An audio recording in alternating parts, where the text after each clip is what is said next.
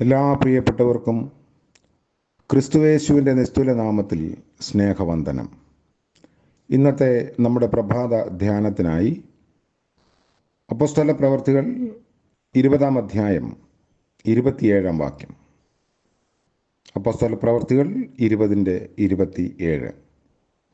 ദൈവത്തിൻ്റെ ആലോചന ഒട്ടും മറച്ചു വയ്ക്കാതെ ഞാൻ മുഴുവനും അറിയിച്ച് തന്നിരിക്കുന്നുവല്ലോ. കർത്താവിൻ്റെ പരിശുദ്ധ നാമം വാഴ്ത്തപ്പെടുമാറാകട്ടെ. മറ്റൊരു നല്ല പ്രഭാതത്തിലേക്ക് ദൈവം നമ്മളെ കൊണ്ടുവന്നിരിക്കുന്നു. 27-ാം സങ്കീർത്തനത്തെ ആസ്പദമാക്കിയാണ് നമ്മൾ ഈ ദിവസങ്ങളിൽ ധ്യാനം നടത്തുന്നത്.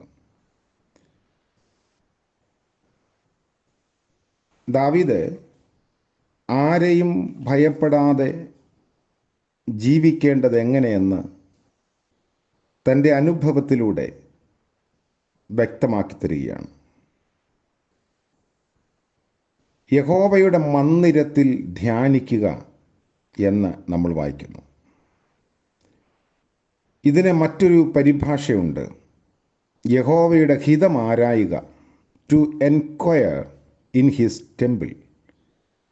അത് സാധ്യമാകുന്നത് ദൈവത്തിൻ്റെ ന്യായപ്രമാണങ്ങളെ ധ്യാനിക്കുന്നതിൽ കൂടിയും ന്യായപ്രമാണങ്ങളെ ആധാരമാക്കി നടത്തുന്ന പ്രബോധനങ്ങളിൽ കൂടിയുമാണ്. ദൈവഹിതം എന്തെന്ന് വെളിപ്പെടുത്തി കൊടുക്കാനുള്ള ചുമതല ഇത് കൈകാര്യം ചെയ്യുന്നവർക്കുണ്ട് എന്നതാണ് അതിൻ്റെ സൂചന. അതുകൊണ്ടാണ് പൗലോസ് അപ്പോസ്തലൻ തന്നെ കേൾക്കുന്ന ആളുകളോട് പറയുന്നു, ദൈവത്തിൻ്റെ ആലോചന ഒട്ടും മറച്ചു വയ്ക്കാതെ ഞാൻ മുഴുവനും അറിയിച്ച് തന്നിരിക്കുന്നുവല്ലോ. അപ്പോൾ ദൈവഹിതം എന്തെന്ന് ധ്യാനിച്ച് ആരാഞ്ഞ് അറിയുന്നവർ അത് മറ്റുള്ളവർക്ക് പകർന്നു കൊടുക്കേണ്ടത് അനിവാര്യതയാണ്. ദാവീദ് പറയുന്നു, ദൈവത്തിൻ്റെ ആലയത്തിൽ ഞാൻ ജയഘോഷയാഗങ്ങളെ അർപ്പിക്കും. യെരുശലേം ദേവാലയത്തിൽ യാഗങ്ങൾ അർപ്പിക്കാൻ ഉണ്ടായിരുന്നു. എന്നാൽ ഇന്ന് നമുക്ക് രക്തരഹിതമായ ആത്മീയ യാഗമാണ് അർപ്പിക്കേണ്ടത്. അതാണ് നമ്മുടെ വിശുദ്ധ ആരാധനകളിൽ കാണുന്നതും നമ്മൾ ചെയ്യുന്നതും. ദൈവത്തിൻ്റെ ആലയത്തിൽ ജയഘോഷയാഗങ്ങൾ. ജീവിതത്തിൽ ദൈവം നൽകിയിരിക്കുന്ന അനുഗ്രഹങ്ങളെ അല്ലെങ്കിൽ വിജയത്തെ ആഘോഷമാക്കി തീർക്കുന്നത് ആരാധനയിലൂടെയാണ്. അടുത്തത് ദാവീദ് പറയുന്നത്, ഞാൻ യഹോവയ്ക്ക് പാടി കീർത്തനം ചെയ്യും. ഞാൻ വാദ്യഘോഷത്തോടെ യഹോവയെ സ്തുതിക്കും എന്നാണ് മറ്റൊരു പരിഭാഷ.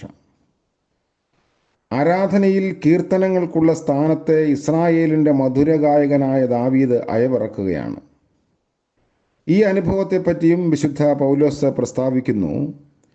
സങ്കീർത്തനങ്ങളാലും സ്തുതികളാലും ആത്മീയ ഗീതങ്ങളാലും പരസ്പരം സംഭാഷണം ചെയ്യുവിൻ.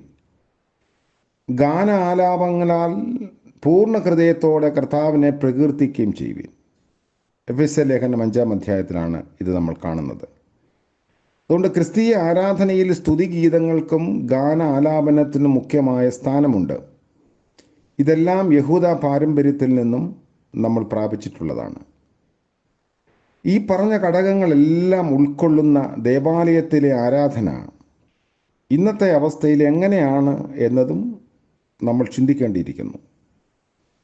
ജനങ്ങളെ ആരാധനയിലേക്ക് ഉത്സാഹപൂർവമായ മനോഭാവത്തോടും പ്രത്യാശ നിർഭരമായ ഹൃദയത്തോടും ആകർഷിക്കാൻ പര്യാപ്തമാണോ എന്നത് ഒരു ചോദ്യചിഹ്നമാണ്. അല്ലെങ്കിൽ എന്താണ് അതിൻ്റെ തകരാറെന്ന് കണ്ടുപിടിക്കാൻ നമുക്ക് സാധിക്കണം. ഒരു വൈദികൻ അദ്ദേഹത്തിൻ്റെ അനുഭവ സാക്ഷ്യം പറയുന്നു. ജനങ്ങൾ തൻ്റെ നേതൃത്വത്തെയും ശുശ്രൂഷയെയും എപ്രകാരം വീക്ഷിക്കുകയും വിലയിരുത്തുകയും ചെയ്യുന്നു എന്നറിയാൻ അദ്ദേഹത്തിന് താല്പര്യമുണ്ടായിരുന്നു. അഭ്യസ്തവിദ്യയും ക്രമമായി ആരാധനയിൽ സംബന്ധിച്ചുകൊണ്ടിരിക്കുന്ന ഒരു വനിതയോട് ചോദിച്ചു. അപ്പോൾ അവരുടെ മറുപടി, ഞായറാഴ്ചത്തെ ആരാധന എനിക്ക് എപ്രകാരം അനുഭവപ്പെടുന്നു എന്ന് പറഞ്ഞറിയിക്കാൻ വാക്കുകളില്ല. ദേവാലയത്തിൽ നിന്ന് ഞാൻ മടങ്ങിക്കഴിഞ്ഞാൽ ആ ആരാധനയുടെ ഓർമ്മ എന്നിൽ തങ്ങി നിൽക്കുന്നു. അടുത്ത ആഴ്ചത്തെ ആരാധനയ്ക്കായി പ്രതീക്ഷയോടെ കാത്തിരിക്കുന്നു. ആ വലിയ ആരാധന സമൂഹത്തിൻ്റെ ഒരു ഭാഗമായി തീരുക എന്നുള്ളത് തന്നെ ഒരു വലിയ അനുഭവമാണ്. അതുകൊണ്ട് ആരാധന ഉറപ്പും പ്രത്യാശയും സന്തോഷവും പ്രതീക്ഷയും ഒക്കെ നമുക്ക് പ്രദാനം ചെയ്യുന്ന ഘടകമാണ്. നിരാശ നിറഞ്ഞ സാഹചര്യത്തിലും പ്രത്യാശ കൈവെടിയരുത്. ഇതുവരെ നാം കണ്ടത് സങ്കീർത്തനക്കാരൻ്റെ ദൃഢമായ വിശ്വാസ പ്രഖ്യാപനവും ആ വിശ്വാസത്തിന് പ്രചോദനം നൽകിയ ആരാധന അനുഭവത്തെക്കുറിച്ചുമായിരുന്നു. എന്നാൽ 7-ാം വാക്യം മുതൽ നിരാശയും ആത്മീയ തളർച്ചയും ബാധിച്ച അനുഭവമാണ് സൂചിപ്പിക്കുന്നത്. ആദ്യം പ്രകടമാക്കിയ ഉറച്ച ധൈര്യവും പ്രസന്നതയുമല്ല ഇവിടെ കാണുന്നത്. അടിയനെ കോപത്തോടെ നീക്കിക്കളയരുതേ എന്ന് പ്രാർത്ഥിക്കുന്നു. എൻ്റെ രക്ഷയുടെ ദൈവമേ, എന്നെ തള്ളിക്കളയരുതേ, ഉപേക്ഷിക്കുകയും അരുതേ.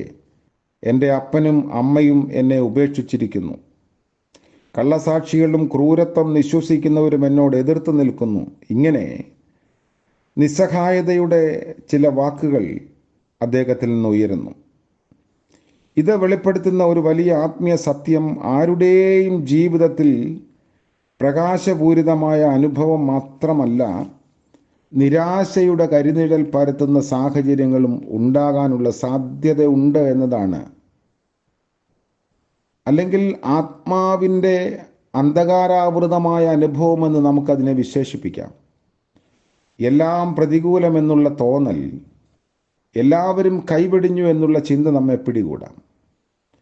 സങ്കീർത്തനക്കാരൻ ഇവിടെ ഒരു പ്രലംബനം നടത്തുന്നു. എൻ്റെ അപ്പനും അമ്മയും എന്നെ ഉപേക്ഷിച്ചിരിക്കുന്നു. ഇത് ആക്ഷരികമായിട്ടല്ല എടുക്കേണ്ടത്.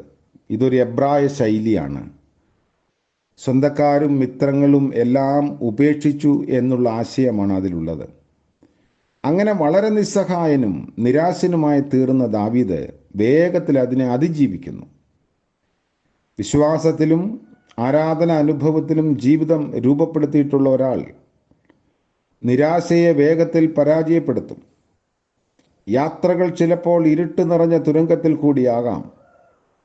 എന്നാൽ വേഗത്തിൽ തന്നെ തുരങ്കം കടന്ന് പ്രകാശം നിറഞ്ഞ തുറന്ന അന്തരീക്ഷത്തിൽ വന്നെത്താനാകും. അതായിരുന്നു ദാവീദിൻ്റെ അനുഭവം. സങ്കീർത്തനം അവസാനിക്കുന്നത് വിശ്വാസവും പ്രത്യാശയും പ്രകടമാക്കിക്കൊണ്ടാണ്. ഞാൻ ജീവനുള്ളവരുടെ ദേശത്ത് യഹോവയുടെ നന്മ കാണുമെന്ന് വിശ്വസിച്ചില്ലെങ്കിൽ കഷ്ടം. യഹോവയുടെ മനോഹരത്വം കാണുവാൻ ആഗ്രഹിച്ച അദ്ദേഹത്തിൻ്റെ കണ്ണുകൾ തൻ്റെ മരണത്തിന് മുൻപ് തന്നെ ദൈവത്തിൻ്റെ നന്മയെ ദർശിക്കുമെന്ന് പ്രവചിക്കുന്നു. അതിനെക്കുറിച്ച് യാതൊരു സംശയവും തൻ്റെ മനസ്സിൽ ഉദിക്കുന്നില്ല. അതുകൊണ്ട് അദ്ദേഹം മറ്റുള്ളവരോട് ആഹ്വാനം ചെയ്യുന്നു, യഹോവയിൽ പ്രത്യാശ വയ്ക്കുക, ധൈര്യപ്പെട്ടിരിക്കുക, നിന്റെ ഹൃദയം ഉറച്ചിരിക്കട്ടെ. പ്രത്യാശയുടെ സന്ദേശവുമായാണ് സങ്കീർത്തനം അവസാനിക്കുന്നത്. ആദ്യ ഭാഗത്ത് വിശ്വാസത്തെക്കുറിച്ചായിരുന്നു വെളിപ്പെടുത്തിയത്. ആ വിശ്വാസമാണ് ഭയത്തെ ദൂരീകരിക്കുന്നത്. ഭയം നമ്മുടെ വാതിലിൽ മുട്ടി വിളിക്കുമ്പോൾ വിശ്വാസത്തെ പ്രതികരിക്കാൻ അയക്കുക. അപ്പോൾ ഭയം അപ്രത്യക്ഷമാകും. അതുപോലെ പ്രധാനപ്പെട്ട ഒന്നാണ് പ്രത്യാശ എന്നുള്ളത്. നിരാശയുടെ കരിനിഴൽ പരക്കുമ്പോൾ പ്രത്യാശയുടെ ദീപം ഉയർത്തിപ്പിടിക്കുക. ദൃഢമായ പ്രത്യാശയാണ് പ്രാതികൂല്യങ്ങളെ അഭിമുഖീകരിക്കാൻ നമ്മെ പ്രാപ്തരാക്കുന്നത്. കഠിനമായ തണുപ്പ് അനുഭവപ്പെടുന്ന ശീതകാലങ്ങളിൽ കട്ടിയുള്ള കമ്പിളി പുതപ്പും കമ്പിളി തൊപ്പിയുമൊക്കെ ധരിച്ച് നീങ്ങുന്ന ആളുകളെ മറ്റ് ഇടങ്ങളിലൊക്കെ നമ്മൾ കണ്ടിട്ടുണ്ടാവാം. അങ്ങനെ ഒരാൾ ഒരു ശീതകാലത്തിൽ ലണ്ടൻ നഗരത്തിലെ ബസ് സ്റ്റേഷനിലേക്ക് ഒരു പത്രം വിൽക്കുന്ന ഒരു ബാലൻ്റെ അടുക്കിലേക്ക് ചെന്നു. അയാൾ നോക്കിയപ്പോൾ അവന് ധരിക്കാൻ ശരിയായ കമ്പിളി ഉടുപ്പുകളില്ല. അവൻ്റെ കൈകളൊക്കെ ഇങ്ങനെ തണുപ്പ് കൊണ്ട് വിറയ്ക്കുന്നുണ്ട്. ഈ ബാലൻ്റെ ദയനീയ സ്ഥിതിയിൽ യാത്രക്കാരന് സഹതാപം തോന്നി. നിസ്സംഗനായി കടന്നു പോകാതെ കുശലപ്രശ്നമൊക്കെ നടത്തി. ഈ തണുപ്പ് വളരെ കടുപ്പമാണ്, അങ്ങനെയല്ലേ, എങ്ങനെയാണ് ഇതിനെ അതിജീവിക്കുന്നതെന്നൊക്കെ കുട്ടിയോട് ചോദിച്ചു. അവൻ്റെ മറുപടി ഇങ്ങനെയാണ്: ശരിയാണ്, നല്ല തണുപ്പ്, പക്ഷെ സൂര്യൻ വേഗത്തിൽ ഉദിക്കും. അതായത് ഈ തണുപ്പിനെ അകറ്റാൻ തക്കവണ്ണം സൂര്യൻ്റെ ചൂടുണ്ടാകുമെന്ന പ്രത്യാശയാണ് അവൻ പ്രകടിപ്പിക്കുന്നത്. ക്രിസ്തീയ വിശ്വാസികളായ നമ്മൾ കാഴ്ചയാലല്ല, വിശ്വാസത്താലാണ് ജീവിക്കുന്നത്. പ്രത്യാശയ്ക്കോ ഭംഗം വരുന്നില്ല. ഒരു പക്ഷിയുടെ 2 ചിറകുകൾ പോലെ വിശ്വാസവും പ്രത്യാശയും നമ്മൾ മുറുകെ പിടിക്കുന്നുവെങ്കിൽ ഭയരഹിതമായി ജീവിക്കാനും ഭാവിയെ അല്ലെങ്കിൽ നാളുകളെ പ്രത്യാശയോടെ വീക്ഷിക്കാനും കഴിയും. അതിന് ദൈവം ഈ വാക്കുകളിലൂടെ, സങ്കീർത്തനത്തിൻ്റെ ഈ ചിന്തകളിലൂടെ നമ്മെല്ലാവരെയും സഹായിക്കുമാറാകട്ടെ. പ്രാർത്ഥിക്കാം. വാഴ്ത്തപ്പെട്ട ഞങ്ങളുടെ ദൈവമേ, സ്വർഗീയ പിതാവേ, അവിടുന്ന് ഞങ്ങൾക്ക് പ്രത്യാശയുടെ ദീപം നൽകിയ ദൈവമാകിയാൽ സ്തോത്രം ചെയ്യുന്നു. സംശയത്തിൻ്റെയും ഭയത്തിൻ്റെയും കരിനിഴലുകൾ ഞങ്ങളുടെ ജീവിതത്തെ ആകെ അന്ധകാരവൃതമാക്കുമ്പോൾ പ്രത്യാശയുടെ ദീപത്താൽ ഞങ്ങളെ എന്നും അവിടുന്ന് ഉദ്ദീപിപ്പിക്കും ദൈവമാകിയാൽ സ്തോത്രം. വചനം പ്രത്യാശയായി ഞങ്ങൾക്ക് നൽകിയിട്ടുണ്ടല്ലോ, ദീപമായി അവിടുന്ന് ഞങ്ങൾക്ക് പകർന്നു നൽകി. അതിനെ മുറുകെ പിടിപ്പാൻ സഹായിക്കണമേ. ഇന്നത്തെ പകൽക്കാല ജീവിതത്തിൽ ഞങ്ങൾ പ്രത്യാശയുള്ളവരായി, പ്രതീക്ഷയുള്ളവരായി, ദൈവവചനത്തിൻ്റെ ദീപത്താൽ പാത ദർശിക്കുന്നവരായി മുന്നോട്ട് നീങ്ങുവാനുള്ള കൃപ ഞങ്ങൾക്ക് നൽകണമെന്ന് പ്രാർത്ഥിക്കുന്നു. അന്ധകാരങ്ങൾ ഞങ്ങളുടെ ജീവിതയാത്രയെ തളർത്തി കളയാതിരിപ്പാൻ തിരുവചനത്തിൻ്റെ പ്രകാശത്താൽ അടിയങ്ങളെ നയിക്കണമേ. ഇന്ന് പ്രഭാതം മുതൽ പ്രദോഷം വരെയും അങ്ങയുടെ കൃപയും സാന്നിധ്യവും അടിയങ്ങൾക്കെല്ലാവർക്കും നൽകണമെന്ന് പ്രാർത്ഥിക്കുന്നു. ആവശ്യങ്ങളിൽ പതറാതെ ജീവിപ്പാനും കർത്താവിനെ പ്രതീക്ഷയോടെ വിശ്വാസത്തിൻ്റെ ആഴത്തിൽ നിന്നുകൊണ്ട് കാണുവാനും സഹായിക്കണമേ.